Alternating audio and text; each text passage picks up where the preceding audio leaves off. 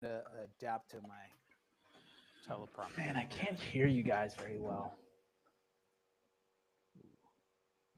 I think the only reason I can hear you guys well is because I think the headphones help a lot. Maybe I should get my AirPods. Yeah, go for it. Yeah, that probably will help. Where is the brightness? There it is. Let's try this.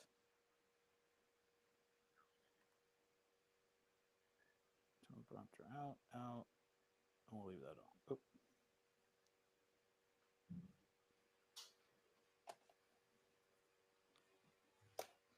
Oh yeah, that works. Son of a gun. That's kind of cool. You're looking good, Big T. You don't know how long it's taken me to get this set up. So this is my teleprompter, but I've got Riverside on the computer recording on my laptop down here. I can't even show you guys because I'm down here. But I have my teleprompter, but I have my iPad up here, so I can look and talk to you guys like this, but record and do everything down here. And it's taken me too long to figure this out. But anyway.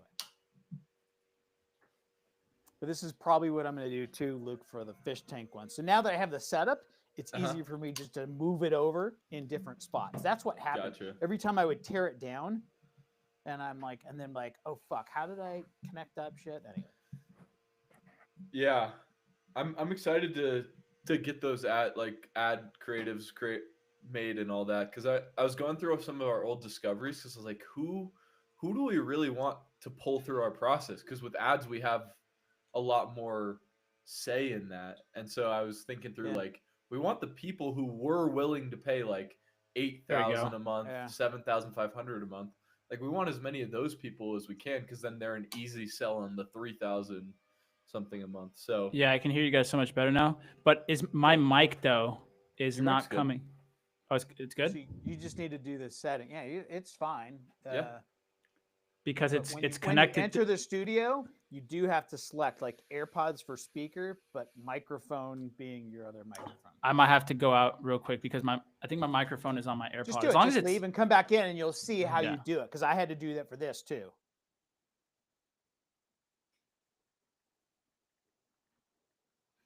But yeah, I mean, I was thinking like, if we can pull the Chris's through that are like 4 or 5 million, then it's going to be an easy sell on 3,300 a month, and then an easier upsell like Fozzie was talking about. Into Great. like, I thought about Bill, by the way, too. Mhm. But RJ, so RJ I skipped out on. Like I just, there we go.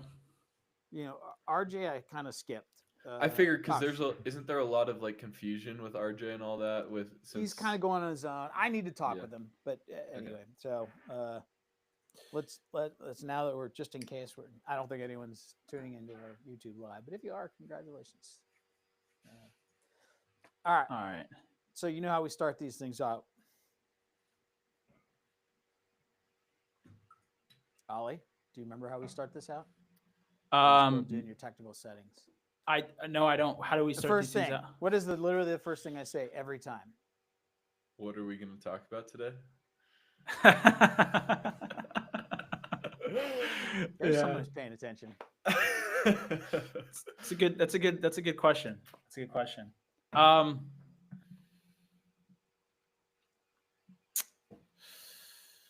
You want to talk about what we were just talking about in like kind of the podcast and I do. Yeah, and I think, however, we ask ourselves questions in terms of like, now you disappeared. You're like a ghost. No, But like the LTV thing, the statistics, some of the gross stuff, but then even some of the specifics that you and I were talking about. So, okay. I have a question. I'll kick it up. Yeah. How many prospects do we talk to that know what their metrics are, both for sales and for like the basics, which is client lifetime value and client acquisition costs? Just let's stick with those two. How many of the prospects that we talk to, Ollie, know what their client acquisition cost is and what their lifetime value of a client is worth to them? I would say about 10% of prospects that we talk to probably know what their customer LTV is or their sales and marketing metrics are. And a lot of the times it's because they're not really in tune with, okay, how much is this client actually worth to me, right? They're just thinking about how much to maybe pay them in the beginning, but not over the actual lifetime from it itself. So yeah, I would say 10% of people actually know their metrics. So if you are a business owner, right, it's one of those things that you have to be able to start to work backwards from. You just take out a napkin itself and start mapping out how much is this client worth to me? What do they pay me over the lifetime that they stay with me? And then it'll give you some more information in terms of how you can actually, market to those people and how much money you can spend to do so.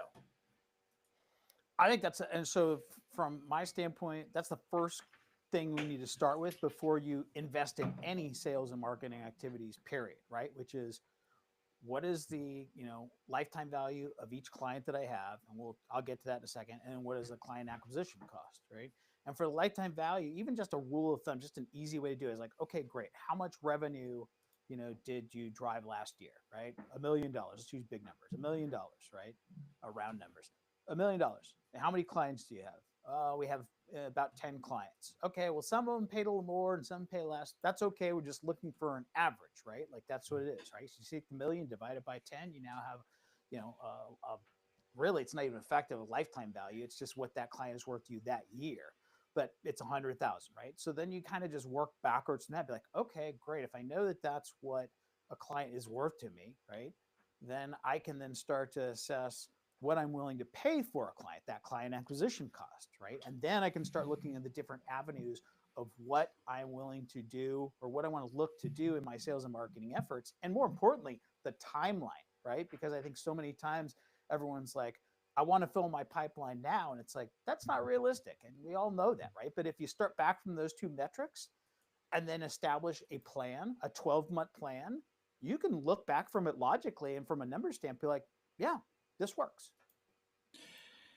Yeah, and I think an important thing to consider when working and looking to get new deals is like how much of your deal someone's paying, right? So for example, like how much is your average deal size, right? If it's more than 30K or more than 50K, or the average customer lifetime value is in that range, your sale is not a transactional sale. It's a very relationship-based sale. And so you shouldn't treat it as normal sales and marketing when it comes to, a fitness sale, right? If you're just selling fitness, or if you were just selling, a product that was just less than $1,000, you have to approach it with, how do I build a relationship with this ideal client profile so that they can trust me more? And how can I inject more trust within the sales process so that they're more inclined to want to give me, their business? Because that's ultimately what's going to lead to deal flow, not thinking about it in a transactional sense, especially the bigger and bigger deal size you go up to.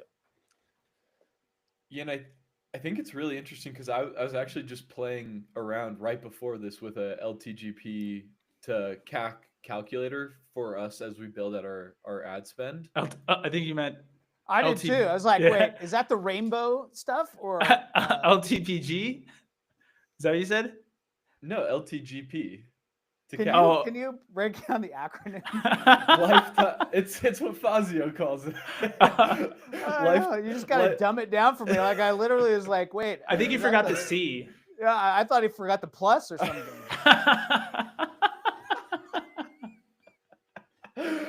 Lifetime gross profit, LTGP to CAC. Okay. Yeah. Okay.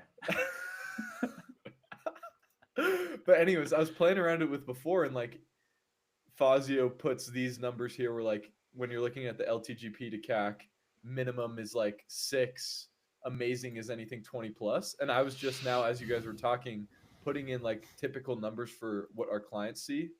Like our clients typically tell us the lifetime value is at least like 200,000, let's say.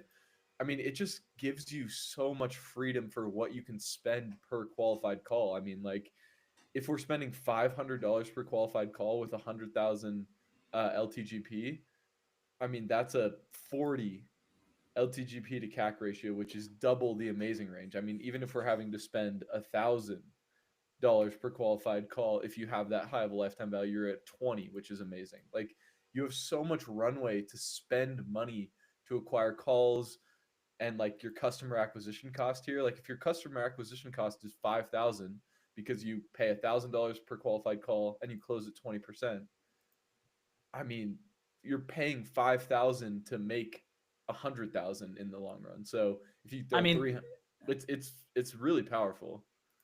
Well, yeah, and it's the same thing when it's like you're looking to invest in an asset, right? If you're looking to invest in Bitcoin or you're looking to invest in a stock and you're like, okay, if I get a 33% return like over the course of a year, like that's a good return.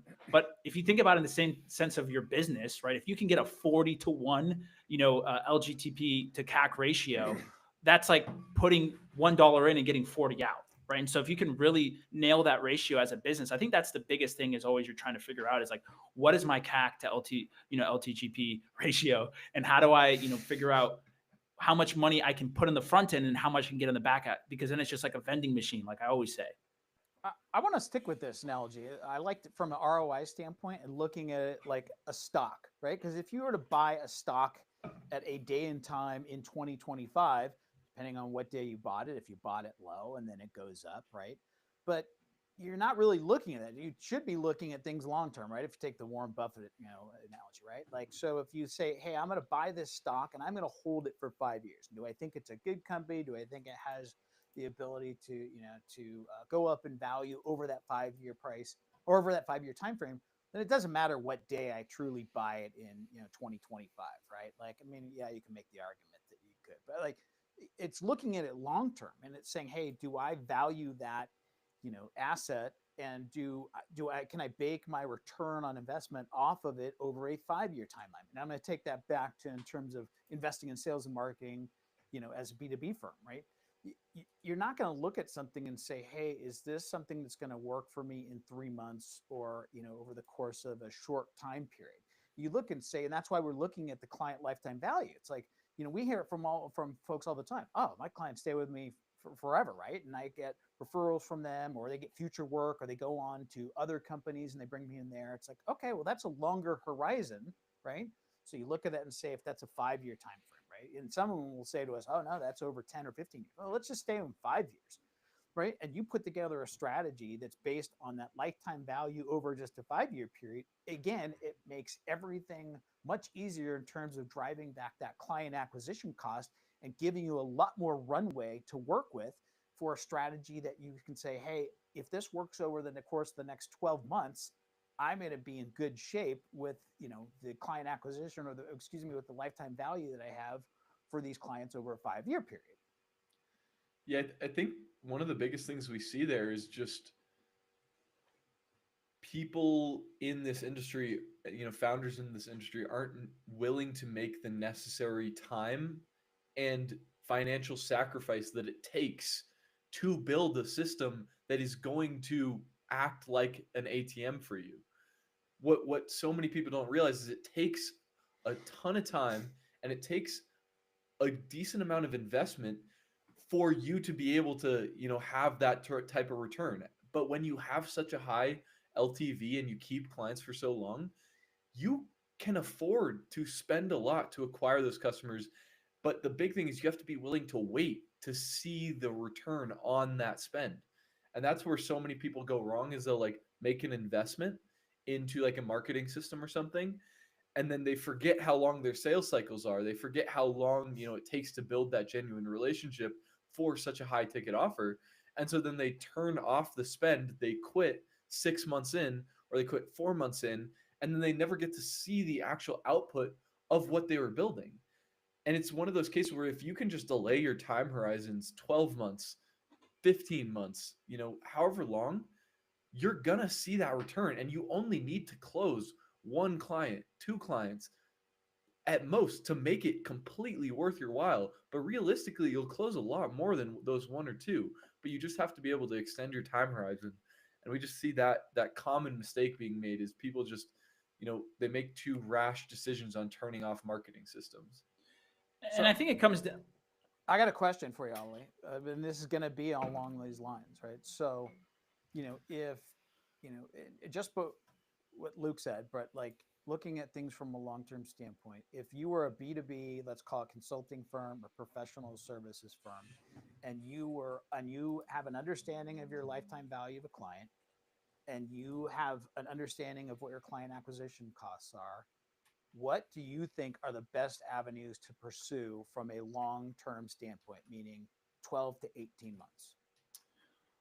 I think the most important thing for someone to consider when they obviously are in the consulting or professional services firm space is that your business is built upon relationships, right? And so your marketing and sales should always tie back to how do I get into more relationships with my ideal client profile, and how do I build those relationships so it can turn into actual deal flow?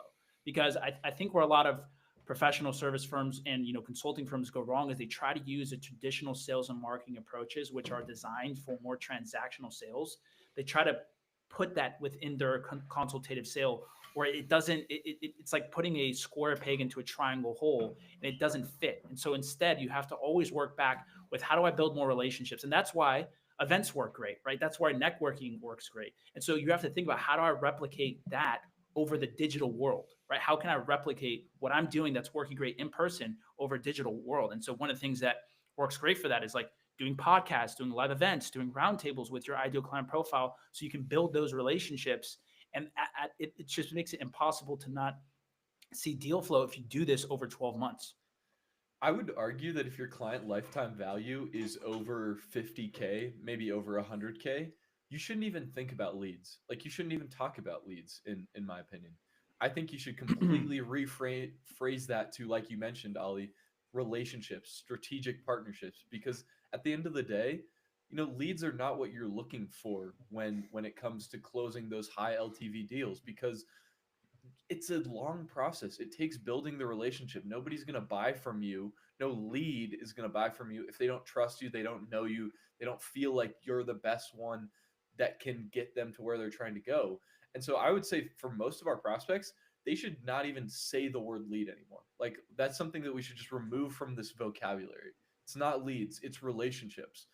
And if 10 of those relationships turns into one or two deals, awesome. But we should not be thinking of it in terms of leads anymore if you have a really high LTV. I'm going to jump on it and say, if you know your lifetime value, your client lifetime value, right, and you understand your client acquisition cost, what you're able to spend to acquire one client, and you go out to the marketplace and you look at different options, and someone is telling that they can send you leads, the first thing you should do is run, right? Because essentially that that's just not realistic. It just isn't, right? Your business was built off of building relationships over time, right? How long did it take you to get where you're at today to build that firm to the revenue level you're at? And how long did it take you to build those relationships? There is no shortcut. There is no cheat code to building relationships, period. So anyone says that they can generate leads for you as a B2B consulting firm or professional services firm is used to transactional sales models where it doesn't work. So you will be completely wasting money of that. To your point, Luke, you need to get into more conversations, high-level conversations with your ICP that help you develop into relationships that has worked for you in the past to drive deal flow. And I think it's two-part. One part of that is because it's very high, ticket. Like, these are expensive deals. Like, for most of our clients, their ideal customers are going to be paying them a large amount.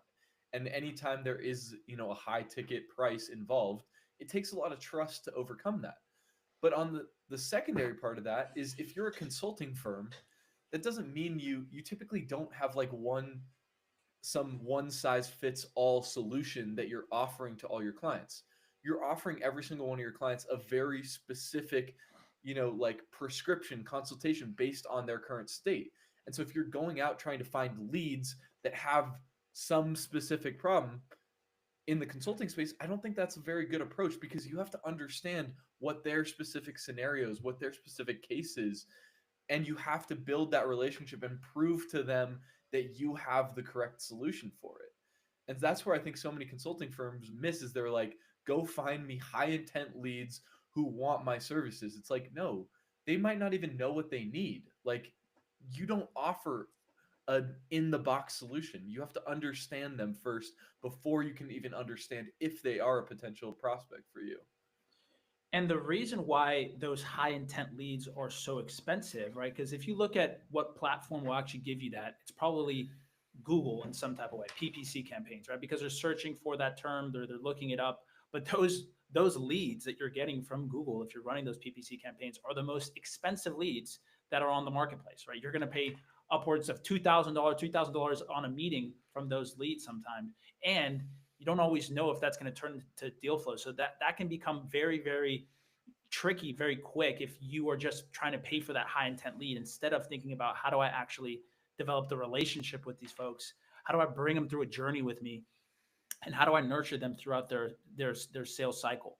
Right. And that's the right thought process you have to have, because that's also what probably built your business, especially if you are in a relationship based business. You probably built your business on relationships. So it's like, why would you go away from it?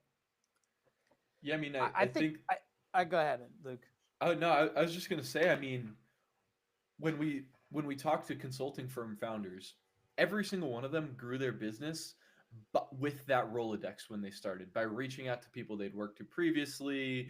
Maybe that led to a deal, and then that one deal would lead to another deal because that person then would open up their Rolodex to you if you do a good job. And so they all built it through this web of networks and relationships. But then all of a sudden they get to a point where they want to build a sales and marketing engine, and they're like, okay, what's the cheat code? What's the hack? And that's where it comes in what you were saying, Ali, where for these consulting leads, like if you were to go run Google ads or whatever it may be on that, you're going to pay a ton for that because you're competing with every other player in the marketplace for those high intent leads. And who knows what even happens with that? There's no cheat code to consulting growth. The only answer is building more of those relationships that got you to where you were in the first place. And so really the only strategy is find ways to get into more of those relationships, whether it be events, whether it be something through like a podcast method or roundtables. You're just trying to build that Rolodex, because that is how consulting growth happens. It's not through cheat codes. It's not through hacks. It's not through traditional sales and marketing. That just does not work. If you're a B2B consulting firm or a professional services firm, there is no cheat code. There's no bypassing what has worked for you in the past, which is leveraging your network, developing trusted relationships, having advisors and channel partners that will send deals your way. There isn't. There is not. Period. There's no other avenue.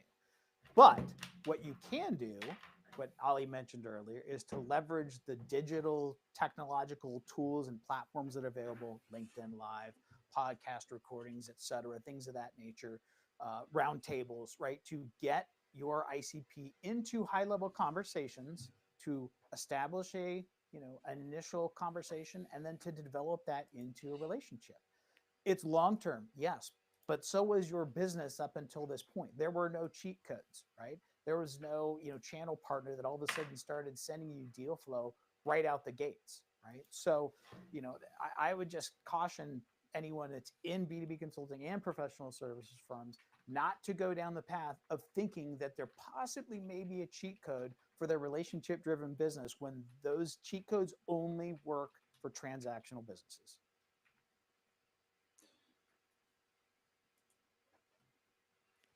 I think this is such a key point, guys, that like that was money, Terrence. I think this is just like I'm trying to come up with ones that I are like it.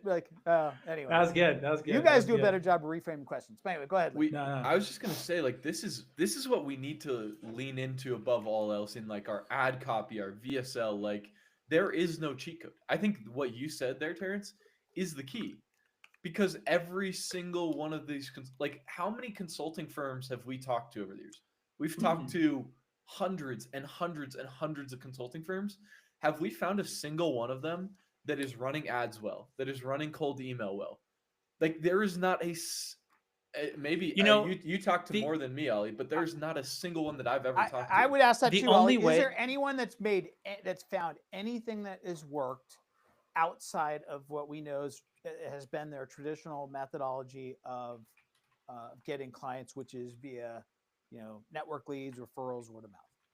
So I would say the only way that you can make a relationship business, actually generate business through like ads or through like PPC is if you have a huge budget, right? Because then you can outspend all your competition, because that's what the McKinseys are doing. That's what the Bains are doing. They're all running their ads, to basically the first search term of right when you search up consulting for whatever industry they're in. So the only way you can actually make it work is if you have a big budget. If you can spend $100,000 on ads every single month, or if you could spend 50 to 100K, then yes, you can probably make those PPC and high intent ads work. However, for the majority of people who are under, 10 million, 20 million, even 30 million, you're not going to have that type of budget to put towards that stuff. So you have to go to the traditional stuff, which is going to be the marketing, which is going to be building relationships with your ICP.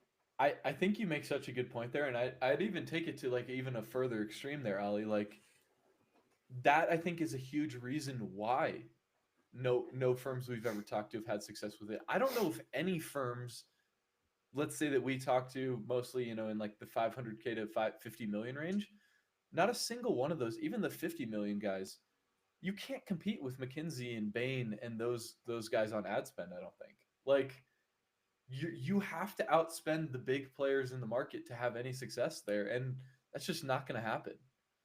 It's just not going to happen. I really, maybe that $50 million firm can put a big budget towards it, but with the reputation and budget of the big players, I don't know if you can even make those channels work. I'm going to make an argument that you can beat Bain and Deloitte and those at their own game, because they spend millions and millions of dollars a year on branding and advertising and doing all sorts of things, right? But as a let's call it a $5 million B2B consulting firm founder, there are plenty of tools you can use, like this we're doing right now. We're doing a podcast, right? LinkedIn live events. You can leverage the technological tools to get your thought leadership out in the marketplace, to put consistent content out to the marketplace, to be top of mind for those prospects, right, who you may have had a conversation with 3, 6, 12 months ago, that are seeing your content and thought leadership that you're putting out consistently on a LinkedIn, where all of our ICP exist and where our clients' ICPs exist, and leverage that to compete in a way with a Bain, with a Deloitte, with those huge branding budgets that are put out there. So the tools are available. It's just a matter of that that time, money, access, where you look at it and say, okay, what is the best leverage of my time and my money as a small to mid-sized B2B consulting firm or professional services firm? I mean, if you are the founder of a small, consulting firm, let's say under 10 million, the only way that you're going to be able to compete with the big players in the space like McKinsey and Bain are by doing those unscalable relationship things that those big companies don't necessarily have the, aren't able to do. Like what makes you unique and your firm unique is you. You started it for a reason. You have specific expertise. You have your subject matter, knowledge. And you need to be leveraging that. That is the only competitive advantage that you have against those bigger players is you.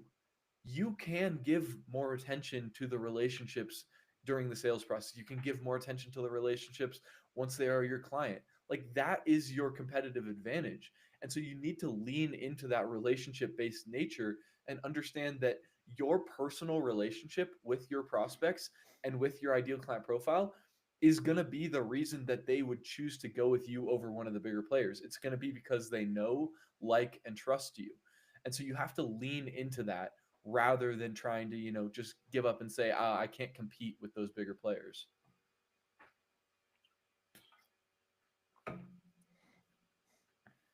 What's a question we can ask you, Ollie? I was thinking about when we were talking earlier, I had a point that I wanted to make when it came to why I think only 10% of people are looking at customer LTV, and why they're only about 10% of business owners know what their metrics are in terms of sales and marketing. I think it really comes down to they're not educated, right? It's like you don't know what you don't know. And, just in the same way that you don't have financial literacy when you first do, you have a business, you don't know cash flow management, right? And there's a lot of things that you're learning when it comes to how to prioritize, spend here and where you should be putting spend here. And when you don't know what marketing and sales metrics should look like, and you don't know how long it should take, you have this false expectation that, okay, I'm spending $1,000 today, or I'm spending $5,000 today. I should see that return within the next month, which is, so out of the norm, out of the ordinary. And if you talk to any marketing professional, you talk to anybody who's done marketing, they'll all tell you like you have to wait. Like there's nothing that you can do this month that's just gonna astronomically change your business. It's a process, it's a strategy, and there's a reason why it's called strategy, because it takes a while. Just like your consultative solutions that you're probably doing within your business, you don't see results within the first month or 2 months of you doing something. It typically takes some time for you to be able to make an impact within that business that you're working with, because nothing good happens overnight.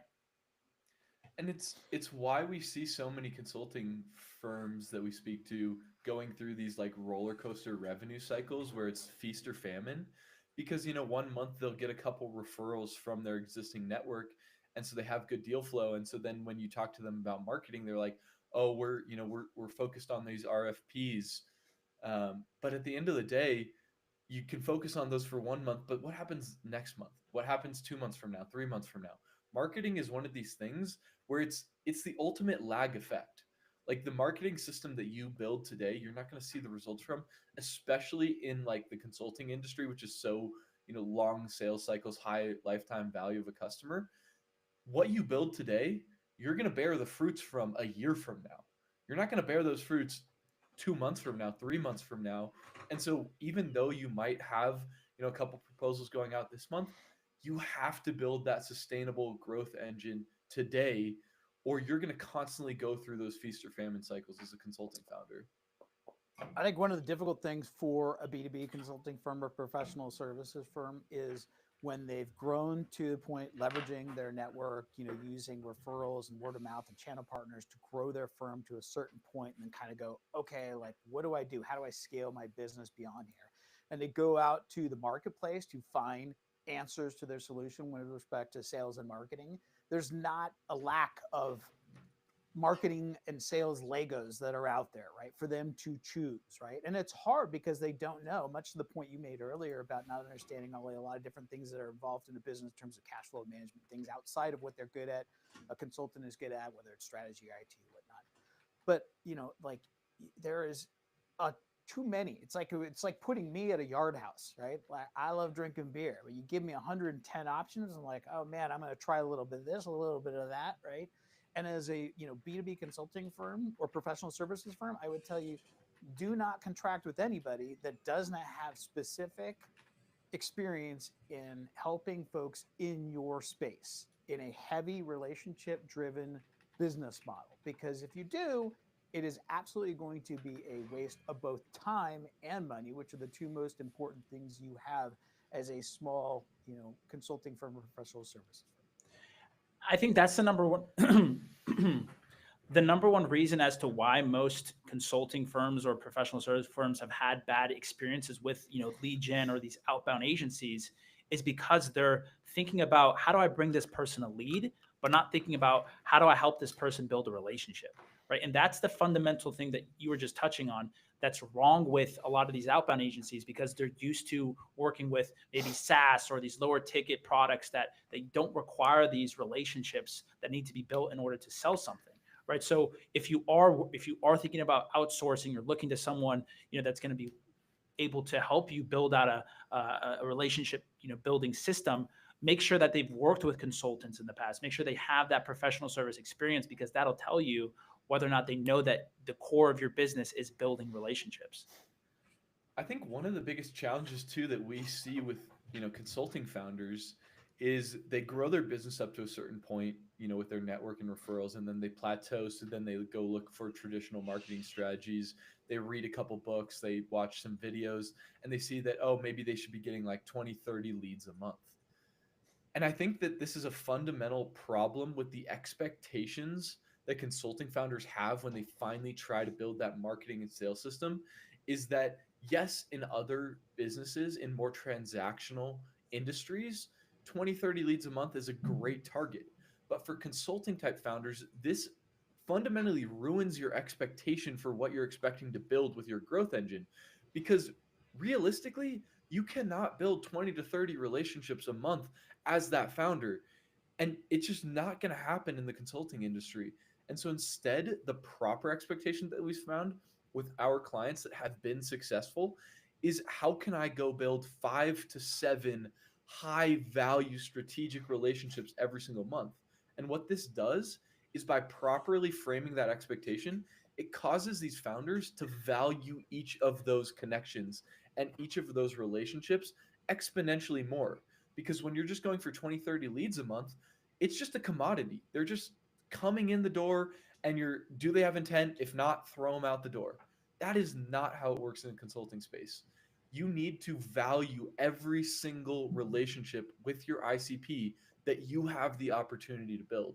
And so if you make it 5 to 7 highly targeted strategic relationships each month, you're going to value those much more and put more energy into building the relationship that is necessary to turn it into a client. Luke, do you have the relationship funnel handy? Somewhere. Yeah, I can find it. I just want to touch on that because I think it's important to what you talked about and what we've been talking about in terms of, B2B consulting firms and professional services, going out to the market and running into lead gen providers, right? And understanding that what they're selling you really is top of the funnel type of stuff, right? And the way that they may be our B2B founders that have been used to growing their firms when referrals, networks, those type of things where they're basically like warm handoffs. Like, oh, you're having an issue migrating your data from on-prem to off-prem, right? Go see Alessandro. Like, he took care of us. We had a huge project that lasted 6 months that Alessandro took care of, right? And there's that like inherent built-in trust, right? That they get. And so when they're going out to the marketplace looking for similar types of leads, high intent, they don't exist, right? Because what you've discounted in that handoff is how you built that relationship with that person who did the handoff of that deal, right? And so that's where I think the disjointedness comes in looking at things in terms of a lead generation for this type of business model, which doesn't exist. For that very reason that you're discounting all of the hard work that you put into building that relationship that got you to that point to where that person sees you as a trusted advisor to hand off that large deal.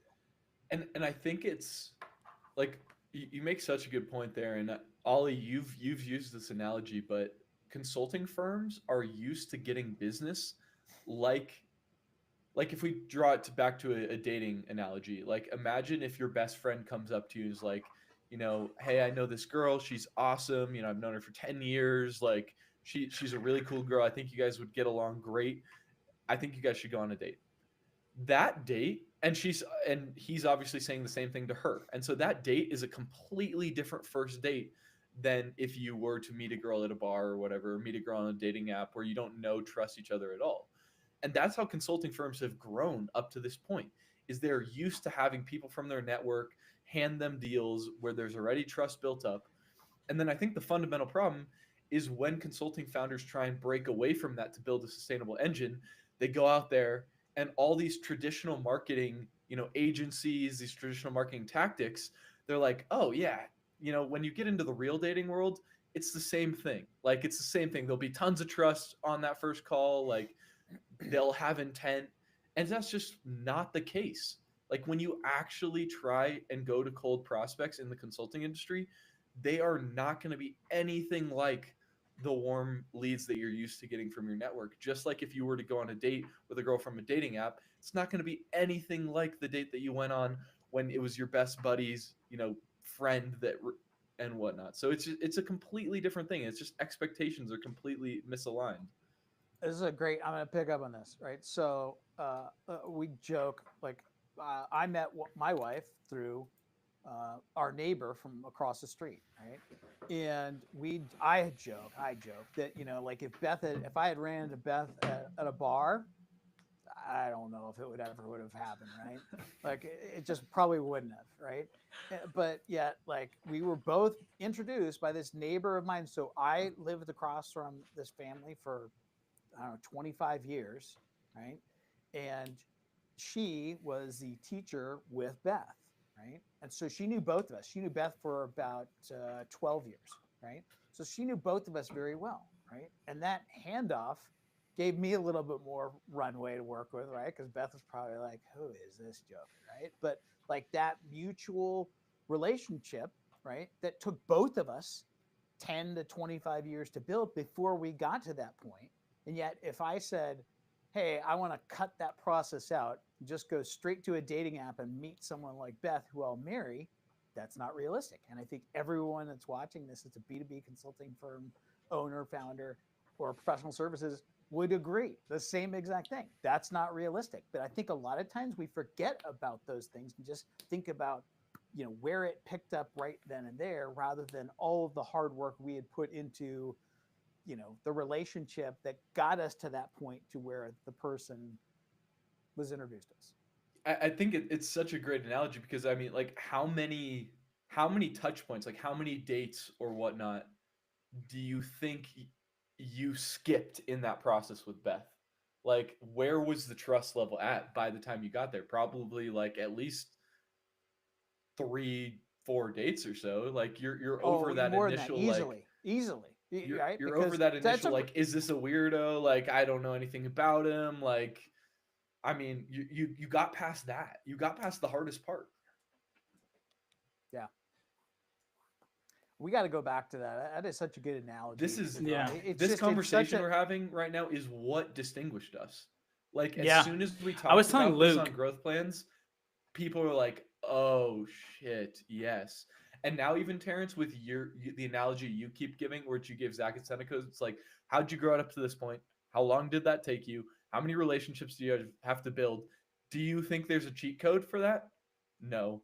I think Okay. they forget. There you go. Much the same way I Yeah. just brought up the thing with, it wasn't until just now, because you guys Yeah. never ever heard me tell you that story. We've had the relationship funnel, right? And I look and go, yeah, like we both shortcutted a lot. Because it, like I said, we lived across that neighbor for 25 years. She knew me, like, and Yeah. she probably told Beth the same thing, right? And she knew Beth for 12 years. So she was like this mutual gold mine of information, right? And this relationship that, whether we were conscious about it or unconscious about it, unconscious, I would argue, but like from a business standpoint, like I think you just forget how you got to that point, right? Until you force someone to track things back, be like, okay, let's start this giant deal that you got, right? Like even for some of our clients that have pipelines now built on work that we've done over the course of the last 12 plus months, right? And they see that, and now it's easier for them to understand how to leverage the same tools, but just doing the exact same thing that made them successful in the first place, which is building their network with heavy trust duty relationships, demonstrating their expertise over time, that allows them to use then the technological tools for us to help them do the exact same thing. All we're doing is replicating that same exact process that made them successful before. Yeah, I mean, in a sales funnel and in like a dating in a dating scenario, like that introduction that you got, Terrence, to Beth, it skips the part in the dating process where there's the most drop off. Like Ollie, like if you were to, go on a date with a girl from a dating app, where's the most drop off? It's date number 1 because you don't know anything about them. You don't trust them. Like a lot of times they're probably not who you were expecting. The pictures aren't adding up to the reality. And so in the same sense, like when you're going out to cold prospects, there's the most drop off in those early stages because there is none of that trust built up. And so through referrals, through relationships, you're skipping that whole process. And so if you try and use the same process that has worked for you up to now on a cold market for as a B2B consulting founder, you are going to fail every single time. And so when marketing agencies give you the expectation that they have the shortcuts, that is why you fail. And that is why every consulting founder that we talk to has been burned. And every consulting founder that we talk to is jaded about marketing and doesn't believe it works for them. And it is because you fundamentally fight what works. You fight the relationship. And that's what's so frustrating to me. Like when we're having these conversations where it's like, I don't think marketing and sales works for my business. It's like, it works. It just, you have to do it the right way. You cannot fight the relationship-based nature of your industry. Yeah, I think it just goes back to always just thinking about how you grew your business. Like, what was it that actually grew your business? And just thinking about how do I replicate this at scale? Right. That should be always your thought about anything that you do, right? From a marketing and sales perspective, and even from a delivery and fulfillment perspective, like how was I doing this beforehand, and how can I operate this at scale? Right. And I think that's the biggest thing that you always have to be, talking to yourself about is what can I do from a marketing and sales perspective that replicates building these relationships the same way that I was building these relationships to build my initial business early on. Because I talked to a whole bunch of consulting founders and professional service founders who tell me that maybe they worked at a previous company before, and I asked them, like, how did you get your start? Like, what was it that like, got you going? They're like, oh, well, I had my network that I just leaned upon, and I was just calling a whole bunch of people and leveraging my network, and that was just how I was able to get, like, 5 or 6 clients right off the bat. I'm like, well, why aren't you still, like, trying to lean upon that aspect instead of trying to look for that silver bullet, right? Where it's like, hey, I hear it all the time. There's got to be this one thing that it is that just helps me grow up. There's got to be this one thing that I do that's going to help me grow my business. And I'm like, you're just looking at it the wrong way. I think that the way I would use an example is that if you're trying to drive your B2B consulting firm or professional services firm forward, your best strategy is to look in the rearview mirror. And that is to look at what you've done in the past that has made you successful, that has allowed you to build a solid network, to leverage relationships to get deal flow, to amass channel partners that feel trusted in sending their clients to you. And looking at that in the rearview mirror and saying, how do I replicate that moving forward, regardless of the timeline it may take?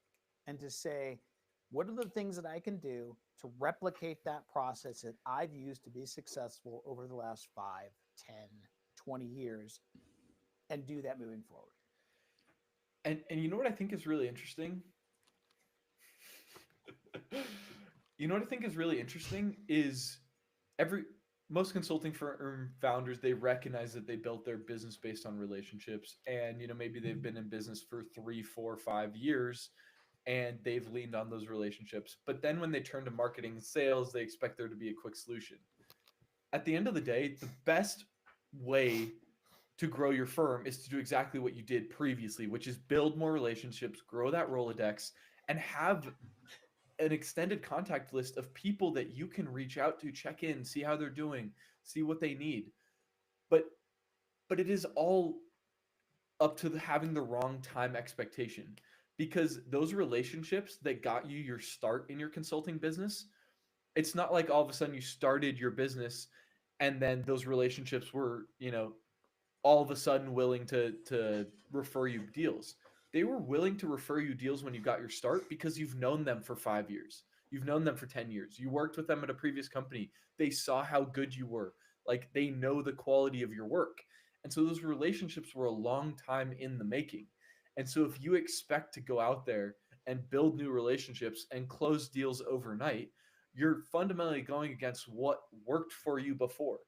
Like, you can build a relationship with somebody and get to that baseline level, but to get to the point where they're willing to pay you money and all that for your services, it takes time. It takes time for them to understand your expertise, get to know, like, and trust you. And so we have to completely reshift that expectation, because how you got your start was relationships that were 5, 10, 15, 20 years in the making. This is it, guy. Like, this is what distinguishes us. Well, I was telling Luke, Terrence, that By the way, I have my new prop for you guys. That's gonna be my new mic drop. I'm just gonna go like this, be like. Go ahead. Yeah, I was saying that what I've realized, even from presenting, like more of like what the Authority Accelerator itself, is that we were getting commoditized because we went away 100%. From this specific analogy and how we used to explain things. Like whenever I would present, the growth plans and walk them through dating analogies and walk them through like the relationship funnel, I always got so much buy-in there.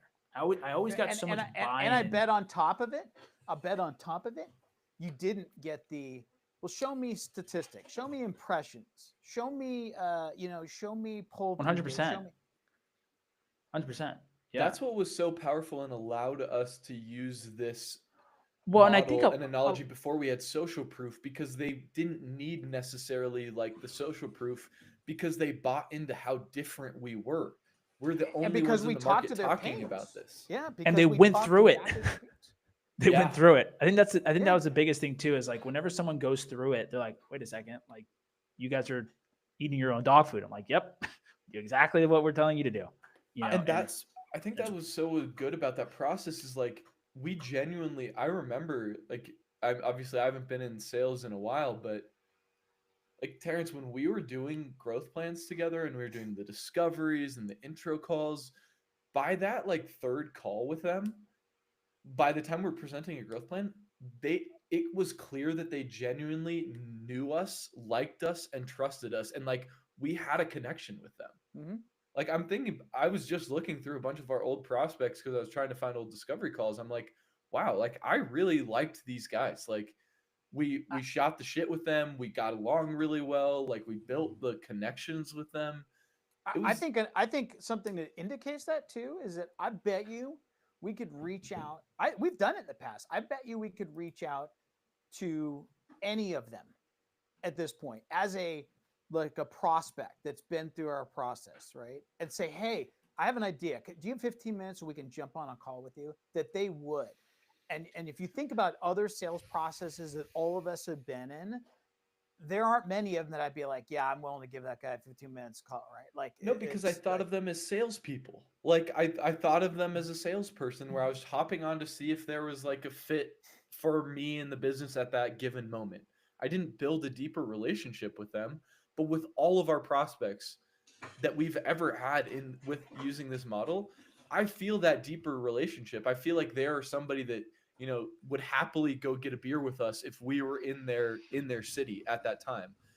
And I think that right there, the most powerful thing that we've ever heard one of our consulting firm founders say after working with us for over a year was, Luke, the biggest thing that you guys have done for me is that now, after this year, I have 30 CIOs of enterprise companies in my phone that I could give a call at any time and check in to see how they're doing, check in to see what their challenges are, what they're struggling with, talk about life. Like 30 people that I have those relationships with, CIOs at enterprise companies.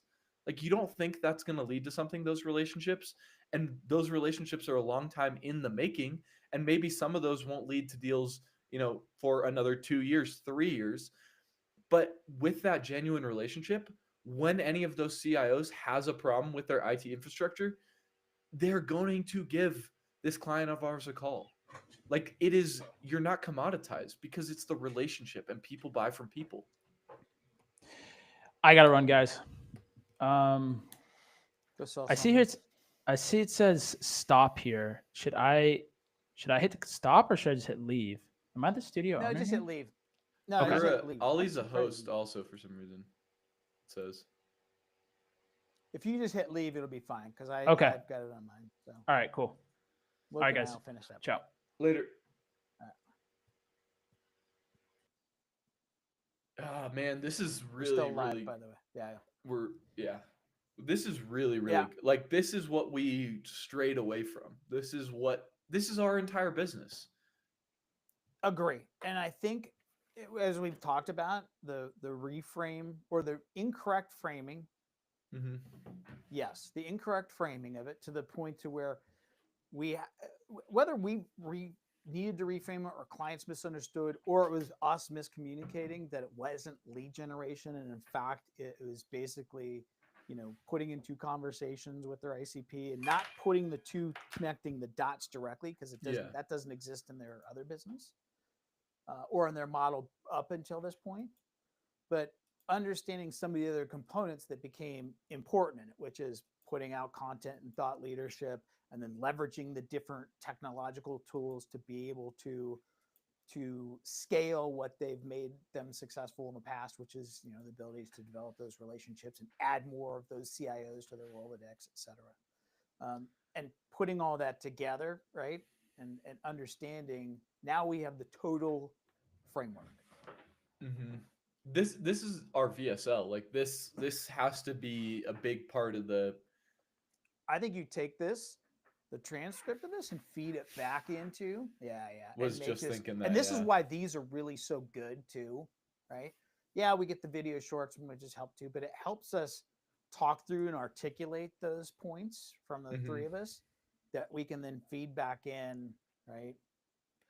But I I agree think with you. I think literally, if someone, we could probably cut all of our, stuff out today and make this alone our VCL or VSL. Like put yeah. in some case study stuff, but like it's that, like, I mean, like, I think the key points here that we need to remember, and like, I'm partially saying this so that Claude gets it in the transcript, but I think the key points are like, how have you grown your business up to this point? mhm, You've grown if you're a consulting founder, you've grown your business up to this point through relationships, through your network, through those connections. It's taken time. It's taken, years to develop those relationships, and it's not something that happened overnight. And so when you finally max out that relationship network and feel like you need to build a, growth engine, you turn to the traditional sales and marketing tactics, and you're getting shouted at by all these lead generation agencies, these marketing agencies. And so you try cold email, you try all the different Legos. Marketing agencies promise you the world. But at the end of the day, traditional sales and marketing does not work in a relationship based business because you're fundamentally shortcutting the entire relationship based process that you have done to grow your business. Like, there's no better indicator of future success than what has worked in the past. And so if you're trying to shortcut this process to build a relationship with traditional sales and marketing tactics as a consulting founder, you are going to fail every single time. And so then what happens is you get jaded, you get burned, and you feel like nothing is going to work for you. And so then you stop trying to build this growth engine, and you just keep, plateauing, you keep not being able to grow because you've tapped out your network. And then I think in the VSL, we go into, here is how you leverage digital tools, but keep it relationship based and all that. so I think one of the big parts of it that I don't think we talked about, which is what we recognized early on in our process, which was you can go out to, right? There's only three ways to get clients, right? Content, putting out content and thought leadership, doing cold outreach, and paid ads. And the one thing we haven't mentioned that we were new early on that helped us get into conversations, helped us build relationships, is going to the market with a value forward offer, right? Going to the market with a value forward offer. Well, what does that mean, Terrence? Well, that means that there's something in it for them before you think about what's in it for you. So if you look at going out to the market with some type of offer, there should be literally nothing attached to you or even smell like it's attached to you, right? That you have some incentive. You go out to the market and give them something of value, right? Because all you're trying to do is give something of value and entice someone to meet you, have an initial conversation, and start that relationship building there. And how do you do that? You don't go start building a relationship by, hey, Luke, I want something from you, and here's what I do, and I'm great, right? What do we do with those type of people? You politely excuse yourself and walk away, right? It's the people that are giving, right? Like you think about the friendships you have, the business relationships you have. It's those type of people that are giving, right? That they're going to do something. They're not transactional, right? They're not like, hey, what's in it for me? If I do this, what's in it for me, right? And we do a lot of podcasts. We do a lot of LinkedIn live events with channel partners, right? Like, we don't ask anything in return. And so I think a lot of what we need to put in there too is that value forward offer and understanding what comprises the value forward offer. What does it bring to that person I'm trying to pull into my network? And that is an unbelievably important part that I think we haven't touched on.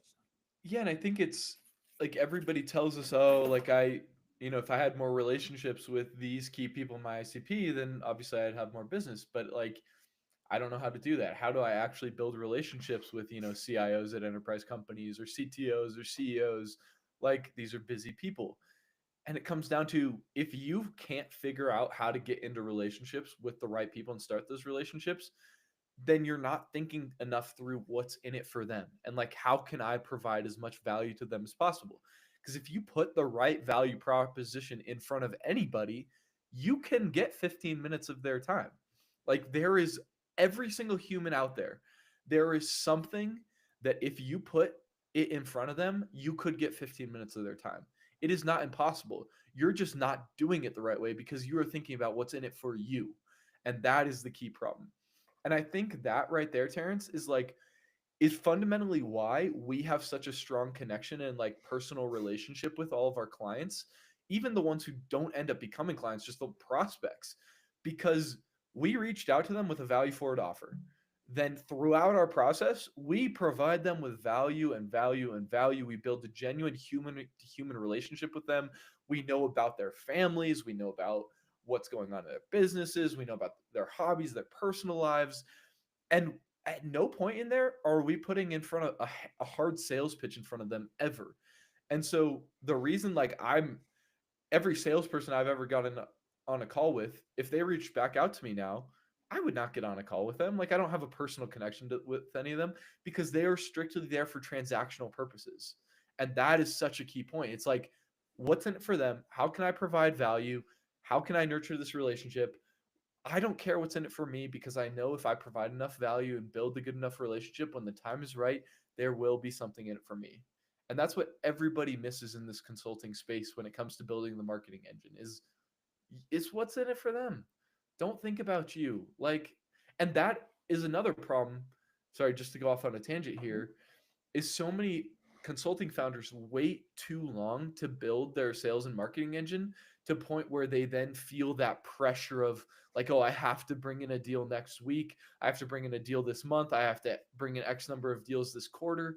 And the problem is, if you're feeling that, you're already screwed. Like, if you're feeling that in the consulting space with high LTV, there are no quick fixes. So if you've gotten to that point, there is no quick fix. And so that is why you have to build the marketing engine sooner rather than later so that you never reach that point. Because if you reach that point, you're screwed. I'll give you an analogy or a picture that you can use in terms of, putting things off in terms of sales and marketing that will pay off in the long run, right? We always talk about the best time to plant a tree was yesterday. The next best time is today. And the next best after that's going to be tomorrow, right? So if you look at that and said, okay, well, let's, what if I plant that tree, today? Now, if you go and look at that tree like every single day, right? Mhm. So I plant a tree and I go look at it every single day. I'm probably not going to notice the growth, right, of that tree over time. But if I plant that tree and it gets watered and I go and look at it next month, right, and the month after, I'm like, whoa, that really has grown, right?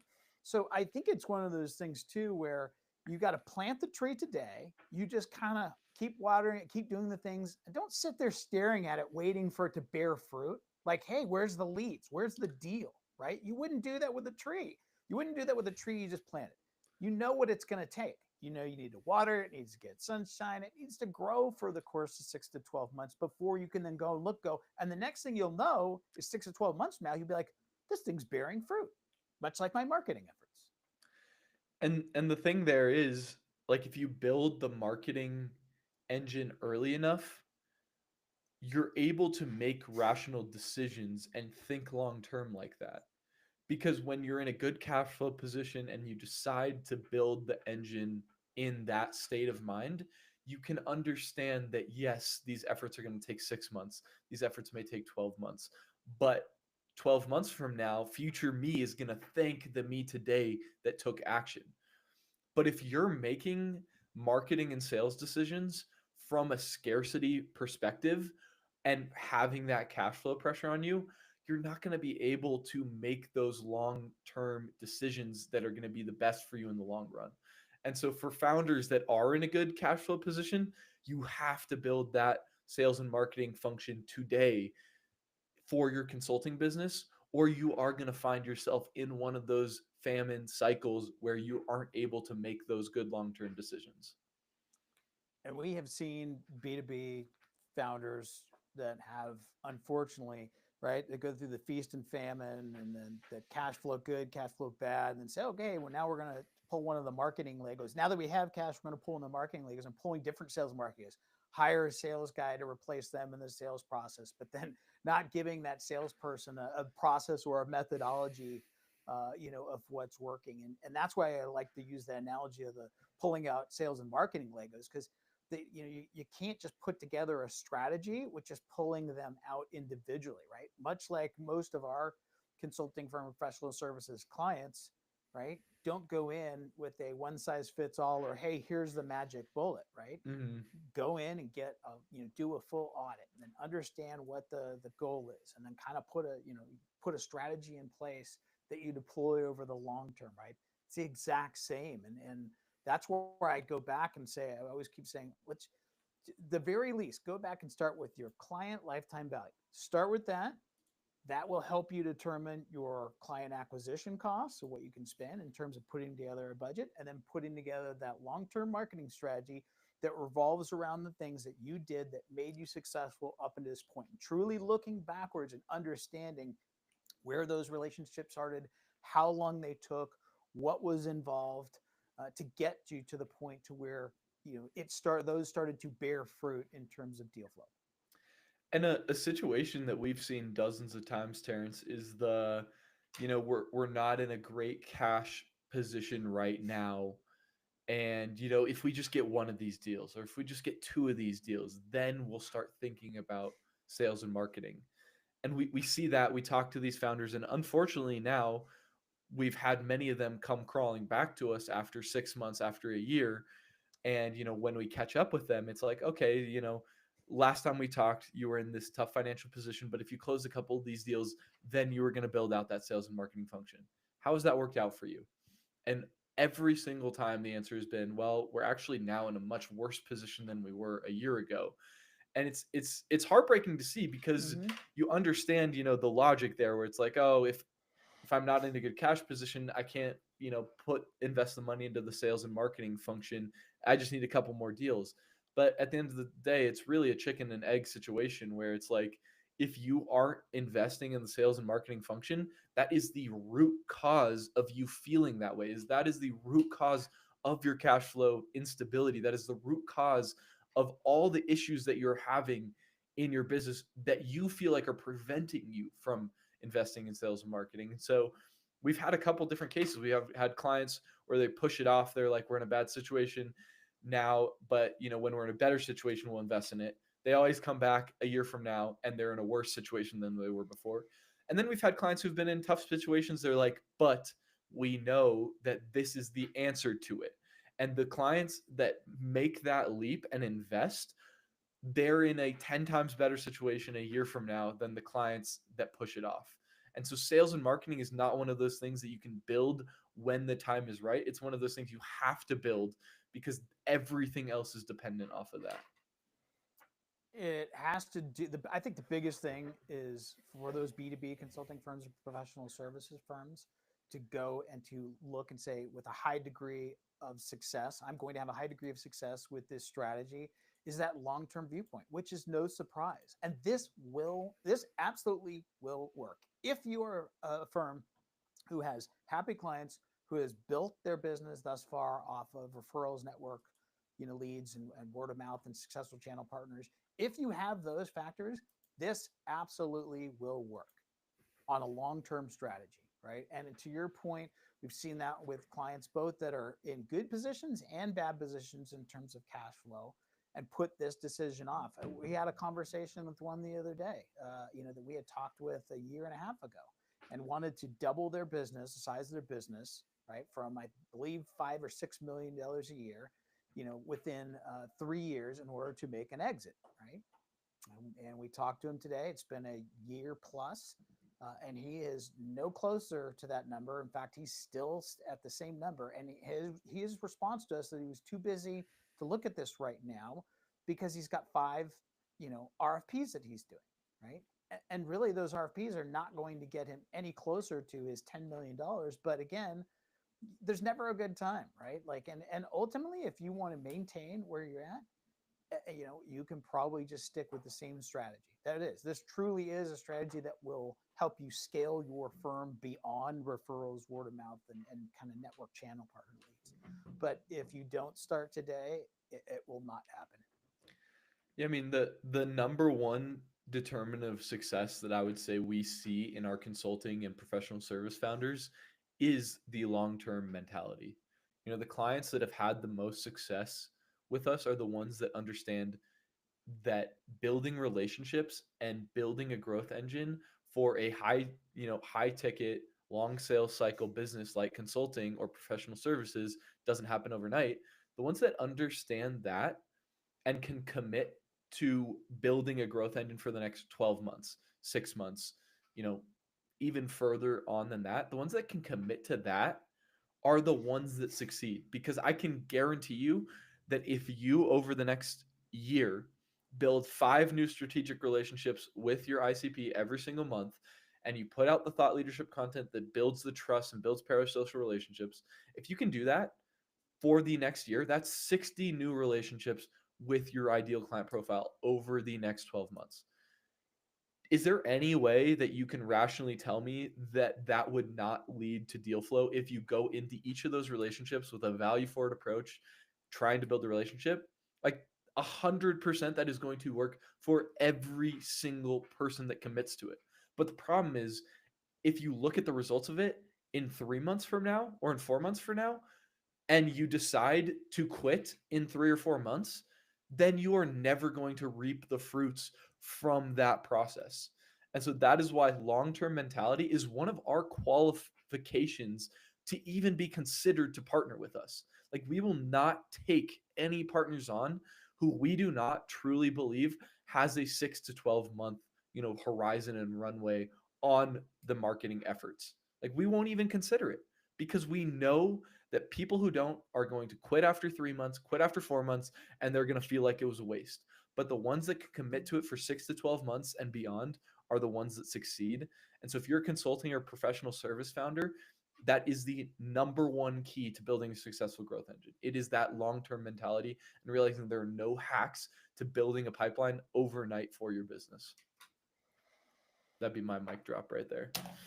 Pretty good. I think the analogy I'm going to start using, and I want to see like the tree bearing fruit, because I'm just thinking of it in terms of like how unrealistic it would be to go out to a tree that you just planted, right, yesterday, and go, is there any fruit on there yet? Is there anything that's bearing fruit, right? Like apple tree, plant an apple tree. The apple's not there yet. No one in their right mind would think that's realistic, right? And if you ask them and said, well, how long would it be before you would go out and check on the status of that tree? Well, probably 3 months, right? Because I just want to see that it's growing and it doesn't need more water, more sunlight, more fertilizer, whatever. Like, okay, well, when would you expect it to truly bear fruit? Oh, for between 9 and 12 months. Okay, great. Like, guess what? That's the same thing you should be doing for your marketing strategy and your marketing approach, right? Which is plant the tree today, right? And understand that you wouldn't expect that tree to bear fruit tomorrow or the next week, right? But that if you consistently go out and maintain it and do the right things, that it's all but guaranteed in 9 and 12 months to bear fruit. I love this analogy, and I think we need to use it. So I just looked it up. An apple tree starts bearing fruit at 8 years.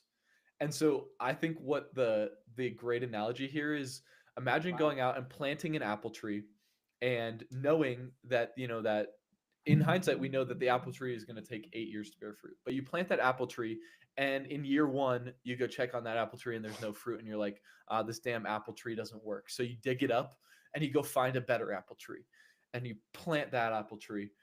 And then again at year 1, you're like, this damn apple tree doesn't work either.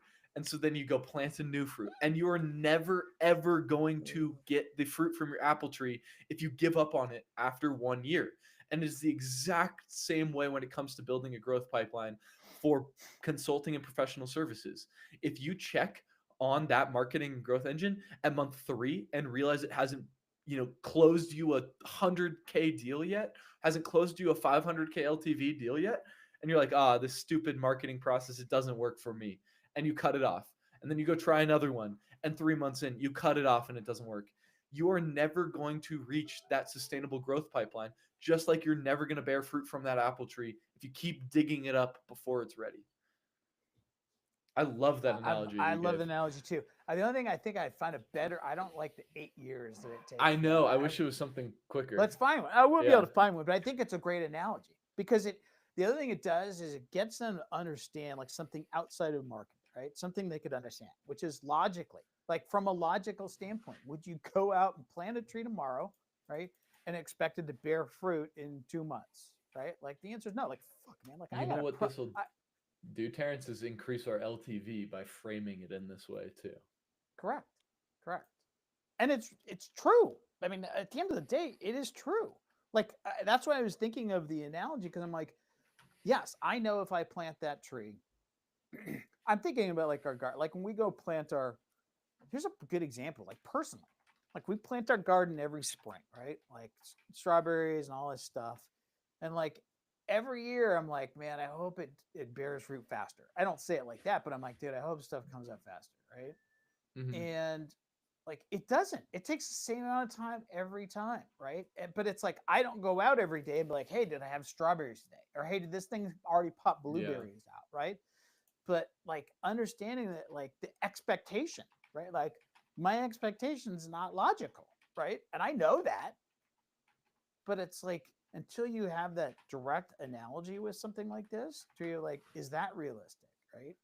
Like, do you think magically that because again, we've already said, and if you disagree that you think you can hijack the process to grow a blueberry in 2 weeks rather than in 2 months, then there's no use us having a conversation, right? Because if you think that there's a way to cheat code or shortcut the process for your Mhm. business model that has relied on you building relationships, getting network leads, etc. If we don't agree there, then we can't have a logical conversation talking about why that blueberry can't grow in 3 days.